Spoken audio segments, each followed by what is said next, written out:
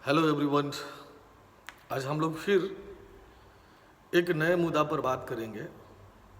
एक नया चर्चा है जिसके बारे में हम लोग समझेंगे होता क्या है।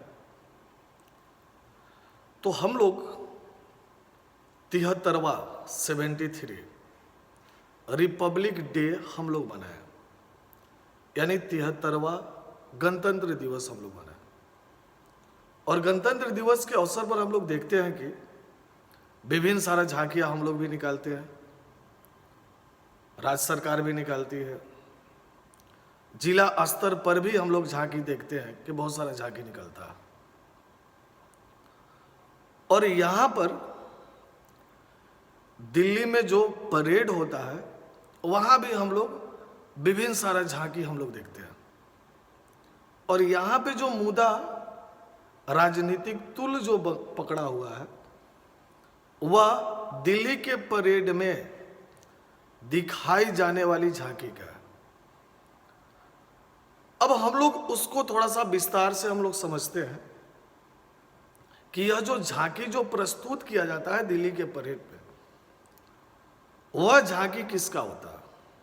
हम लोग दिल्ली के जो परेड में झांकी देखते हैं वह झांकी विभिन्न राज्य सरकार का होता है, विभिन्न केंद्र सरकार का जो मंत्रालय होता है उस मंत्रालय का होता है, डीआरडीओ का होता है, सेना का झांकी होता है।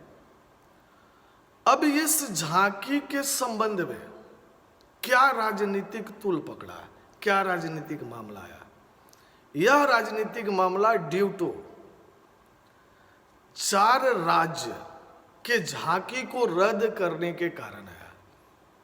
उस 4 राज्य में पहला तमिलनाडु, दूसरा पश्चिम बंगाल, तीसरा केरल और चौथा दिल्ली। यानी इन 4 राज्यों के, ऐसे तो बहुत सारे राज्यों का झांकी को रद्द किया गया, लेकिन इन 4 राज्यों का जो झांकी को रद्द किया गया यह राजनीतिक मुद्दा बन गया, यानी राजनीतिक रंग ले लिया। जब तमिलनाडु का झांकी रद्द हुआ तो तमिलनाडु के मुख्यमंत्री उच्च न्यायालय तक भी पहुंच गए, हाई कोर्ट तक भी पहुंच गए।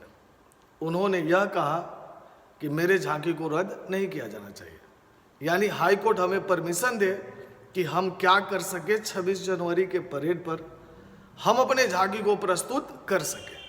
लेकिन वहां पे हाई कोर्ट इसका परमिशन, यानी कि वह केस को वह खारिज कर दिया। अब बात आया पश्चिम बंगाल का। तब पश्चिम बंगाल के झांकी को जब रद्द किया गया तो पश्चिम बंगाल के मुख्यमंत्री कोलकाता के 26 जनवरी, कोलकाता में 26 जनवरी के परेड पर उसी झांकी को प्रस्तुत किए। अब कोलकाता में 26 जनवरी के परेड पर उसी झांकी को प्रस्तुत किए। अब यहां पे क्वेश्चन यह बनता है कि यह जो 26 जनवरी के परेड पर जो झांकी का प्रदर्शन होता है वह किसके माध्यम से प्रदर्शन होता है, उस झांकी का परमिशन कौन देता है, यहां पे क्वेश्चन यह बनता है। हम लोग 26 जनवरी का जो हम लोग परेड देखते हैं, जो हम लोग झांकी देखते हैं, वह झांकी रक्षा मंत्रालय के द्वारा ऑर्गेनाइज किया जाता है, यानी रक्षा मंत्रालय उसको ऑर्गेनाइज करती है, रक्षा मंत्रालय के द्वारा उसे ऑर्गेनाइज किया जाता है। जिस जिस मंत्रालय को, जिस जिस राज्य को 26 जनवरी के परेड में झांकी अगर प्रस्तुत करना रहता है तो रक्षा मंत्रालय क्या करती है, वह सितंबर महीना तक, यानी कि सितंबर महीना में ही सभी को इनवाइट कर लेती है, यानी सभी राज्य सरकार के यहाँ सूचना भेज देती है कि अगर आपको झांकी दिखाना है तो आप अपना प्रपोजल लेकर हमारे पास आइए। मंत्रालय को भी, जितना भी मंत्रालय है केंद्र सरकार का, उस केंद्र सरकार के मंत्रालय को भी यह बात बोल दिया जाता है कि आप सितंबर तक आप हमें क्या कीजिए, आप अपना जो झांकी प्रस्तुत कीजिएगा उसका आप हमको प्रपोजल हमको दिखाइए। अब यहां पे क्वेश्चन बनता है क्या कि डिफेंस मिनिस्टर उस झांकी का प्रपोजल क्यों लेता है। वो स्वाभाविक है, अगर हम वहां पे झांकी दिखा रहे हैं और जो झांकी को ऑर्गेनाइज कर रहा है तो वह तो देखेगा कि आपका झांकी हमारे अनुरूप है कि नहीं है, यानी हमारा जो क्राइटेरिया है उस क्राइटेरिया को फुलफिल कर रहा है कि नहीं फुलफिल कर रहा है। जब रक्षा मंत्रालय को लग जाता है कि उस क्राइटेरिया को आप फुलफिल कर रहे हैं तो आपके झांकी का परमिशन दे दिया जाता है कि आप 26 जनवरी के परेड पर आप अपना झांकी प्रस्तुत कर सकते हैं। यानी कहने का मतलब यह हुआ कि हम लोग 26 जनवरी के परेड पर जो झांकी हम लोग देखते हैं वह झांकी रक्षा मंत्रालय के द्वारा ही ऑर्गेनाइज किया जाता है, यानी डिफेंस मिनिस्टर के ही द्वारा ऑर्गेनाइज किया जाता है। अब यहां पे होता है क्या कि बहुत सारा बात यह आ जाता है क्या कि हाँ, राजनीतिक प्रतिद्वंदी के कारण यानी राजनीतिक द्वेष के कारण हमारे झांकी को प्रस्तुत नहीं किया गया। अगर आप कल का झांकी अगर देखे होइएगा 26 जनवरी के परेड में, तो जो लोक निर्माण विभाग है, वो केंद्र सरकार का जो मंत्रालय है लोक निर्माण विभाग, लोक निर्माण विभाग का झांकी में सुभाष चंद्र बोस जी को और सुभाष चंद्र बोस जी के सेना को उस झांकी में प्रकट किया गया, यानी प्रस्तुत किया गया।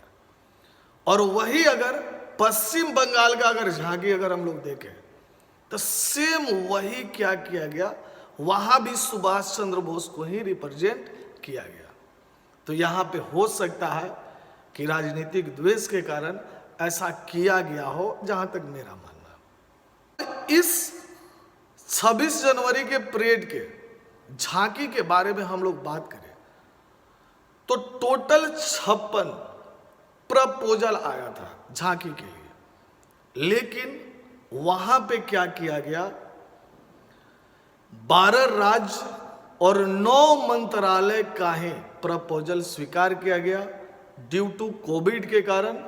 और वहां पे रक्षा मंत्रालय का यह भी तर्क था कि हमारे पास स्थान का कमी है, हमारे पास समय का कमी है, इसके कारण हम इतना झांकी प्रस्तुत नहीं कर सकते। तो हमारी समझ से इसमें यह क्वेश्चन बन सकता है कि हम लोग जो 26 जनवरी के परेड में जो देखते हैं झांकी, वह किसके द्वारा ऑर्गेनाइज किया जाता है। वह ऑर्गेनाइज रक्षा मंत्रालय के द्वारा किया जाता है। रक्षा मंत्रालय विभिन्न सारा जो एक्सपर्ट होते हैं, जो म्यूजिक के एक्सपर्ट होते हैं, जो कल्चर के एक्सपर्ट होते हैं, जो आर्ट के एक्सपर्ट होते हैं, वह सभी एक्सपर्ट को बुलाते हैं और जो भी प्रपोजल आया रहता है झांकी का, वह सभी लोग उसका जांच करते हैं। जो अच्छा लगता है, जिस झांकी को अच्छा समझा जाता है, उसी झांकी को 26 जनवरी के परेड पर दिखाया जाता है।